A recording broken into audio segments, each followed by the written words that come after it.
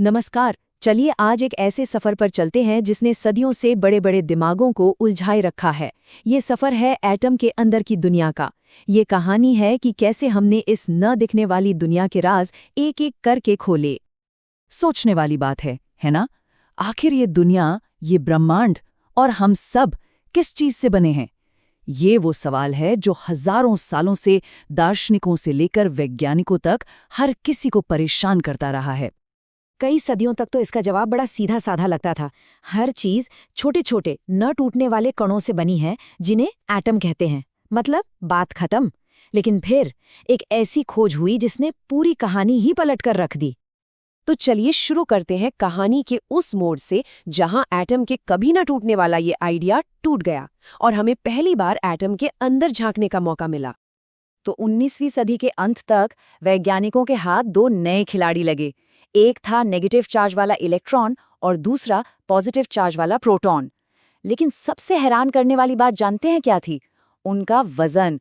Proton electron से लगभग 2000 गुना ज्यादा भारी था। जरा सोचिए, एक तरफ भारी भरकम गेंद और दूसरी तरफ धूल का एक कण। इतना फर्क था। अच्छा, तो अब एक पॉजिटिव पार्टिकल था, एक नेगेटिव था। अगला बड़ा सवाल ये था कि भाई ये एक एटम के अंदर रहते कैसे हैं? क्या अरेंजमेंट है इनका? यहीं से एटम के स्ट्रक्चर को समझने का पहला मॉडल सामने आया। तो जे थॉमसन ने एक बड़ा सिंपल सा आइडिया सामने रखा।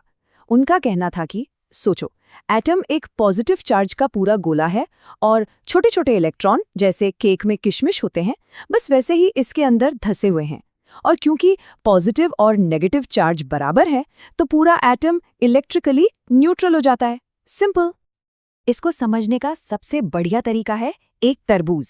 बिल्कुल, तरबूज का जो पूरा लाल वाला हिस्सा है वो मान लीजिए कि पॉजिटिव चार्ज है और उसके अंदर जो काले काले बीज यहाँ वहाँ बिखरे होते हैं वो हो गए हमारे इलेक्ट्रॉन।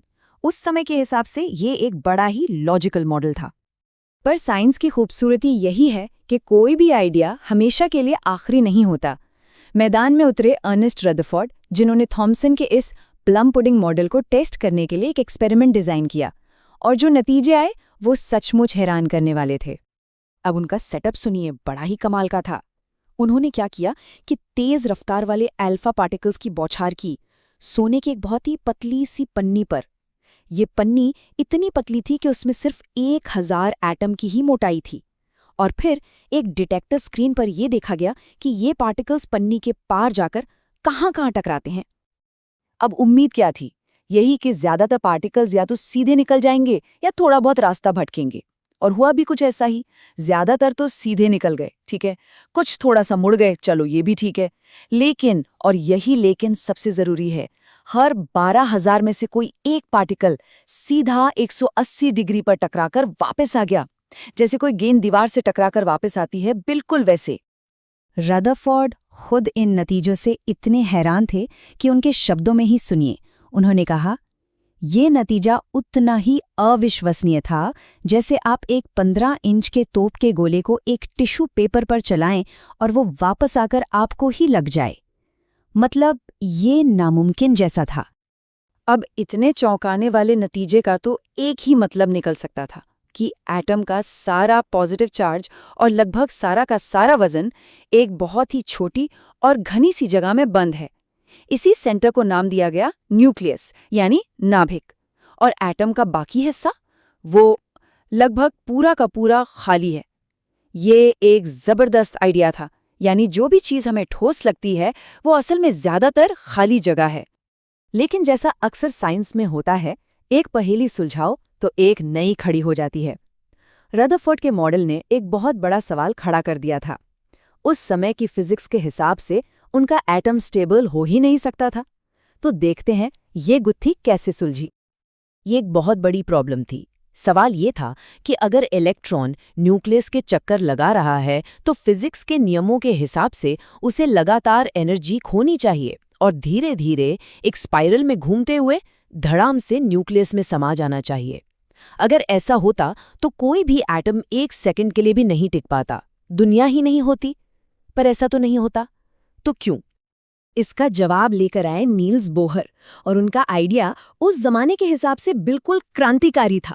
उन्होंने कहा इलेक्ट्रॉन अपनी मनमर्जी से कहीं भी नहीं घूम सकते। अरे नहीं, उनके लिए कुछ खास रास्ते, कुछ स्पेशल एनर्जी लेवल्स तय हैं, बिल्कुल वैसे ही जैसे हमारे सोलर सिस्टम में प्लैनेट्स के लिए अपने अपने ऑर्बिट फिक्स हैं। बोहर ने बस 2 सिंपल से नियम सामने रखे। पहला, इलेक्ट्रॉन सिर्फ कुछ खास ऑर्बिट्स में ही घूम सकते हैं, और दूसरा, जब तक वो अपने इन स्पेशल ऑर्बिट्स में हैं, वो कोई एनर्जी नहीं खोएंगे।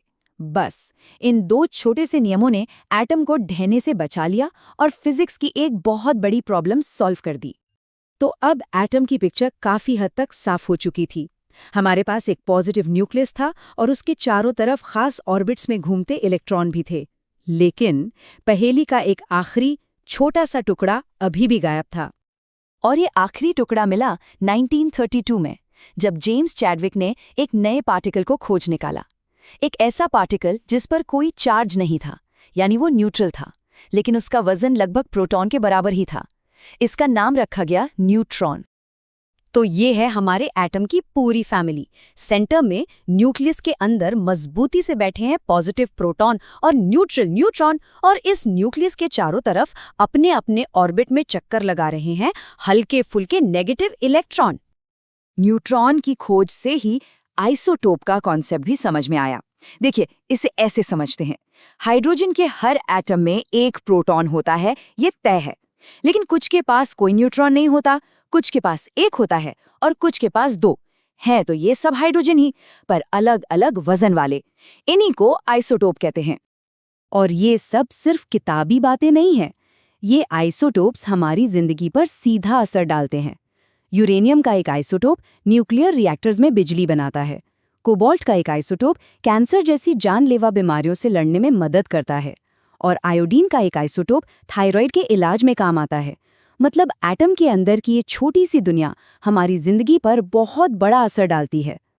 तो एक छोटे से ना टूटने वाले गोले से शुरू होकर एक इतने कॉम्प्लेक्स सिस्टम तक, एटम की ये कहानी बताती है कि साइंस सिर्फ कुछ फैक्ट्स की लिस्ट नहीं है, ये तो एक सफर है, एक खोज है जो कभी रुकती नहीं। एक सवाल का जवाब मिलता है तो 10 नए सवाल खड़े हो जाते हैं। सोचने वाली बात है, अगला कौन सा बड़ा राज खुलने वाला है?